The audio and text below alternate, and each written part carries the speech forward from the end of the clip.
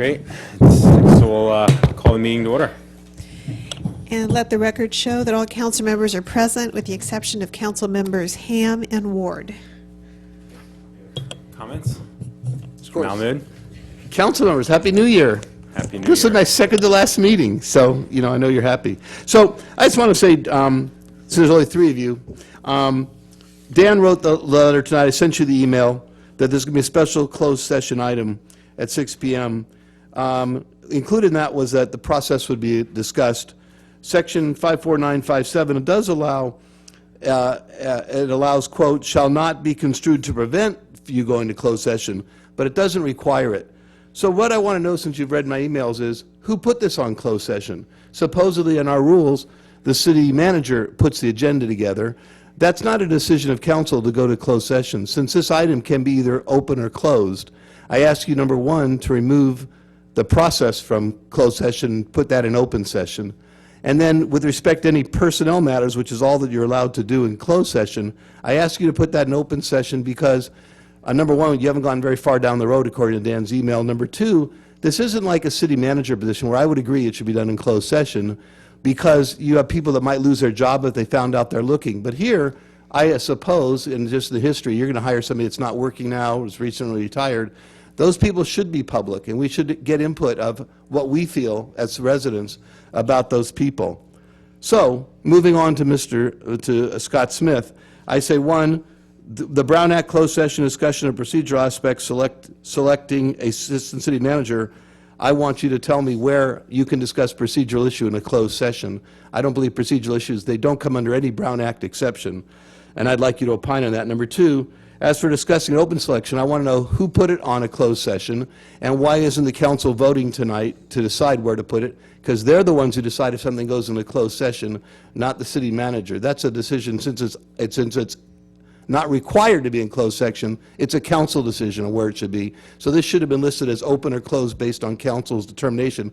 All I ask is for you to vote tonight where to put it. And then limit it only to those which are legal, which hope Scott will opine on, which is non-procedural things, only personnel issues, which should be very little given your email, Dan, that we're not anywhere down the process, that we're going to interview later. You said in your email, any contract would be agendized and discussed January 21st council meeting, and you include in there council interviews would be either before that or during that.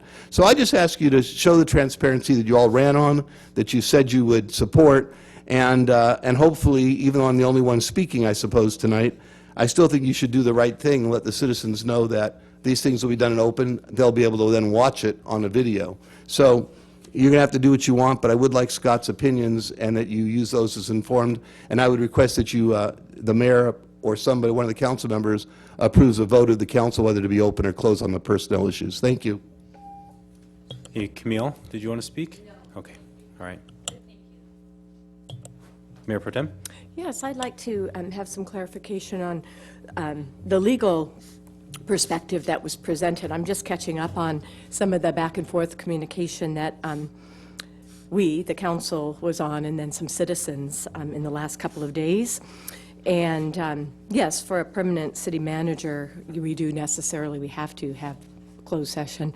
But I see the point of Mr. Malamud that we could have some flexibility, at least in the government code, and I'd like Scott Smith's clarification on that we can waive that closed session due to the fact that the people in the interim will more than likely be retired or consultants that just go around and do this for a living. I know people like that too. So could you provide some input on that, City Attorney? Sure. Just briefly, Mayor and Council, a discussion of purely the process in the abstract would be something that the council would have to discuss in open session. But I think, given the circumstances here, that there have been submittals of resumes of people, as you would expect, willing and able to serve as interim manager, that there might be candidates within City Hall, other incumbent employees that might serve. You're going to want to discuss as part of the process, those other people, their qualifications, and you're going to implicate privacy considerations as you do that. So if you were going to isolate just a discussion about who to call and when, I would suggest you do that in the abstract and open session, but you're going to be talking about more than that, I think. There's a case on point, Duval versus Board of Trustees, that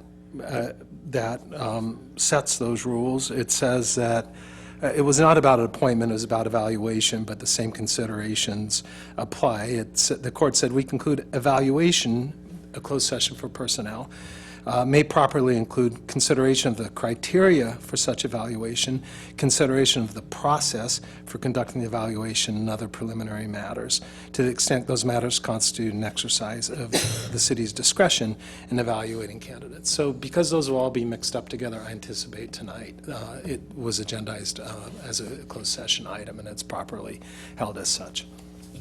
Okay, if I may, one follow-up question. So did you determine it would be closed session based on the fact that some employees might be applying for this interim? I didn't myself. I've only seen it done that way. The city manager, the city clerk, and the mayor were also involved in consultation on doing that. Due to that fact? Okay, all right, thanks. Okay, so I'll make a motion to adjourn to closed session. Okay, motion and a second. All in favor? Aye. Aye.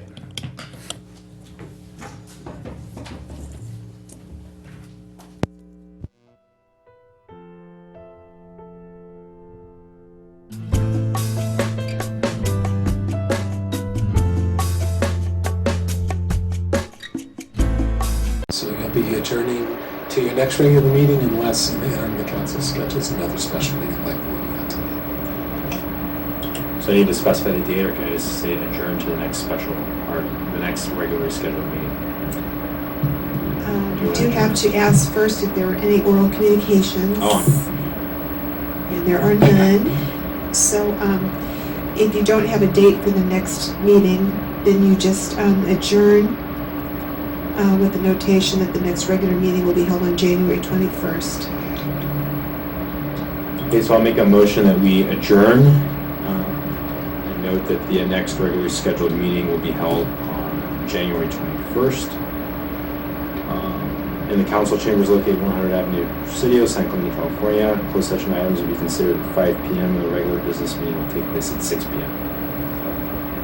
Motion and second, all in favor? Aye.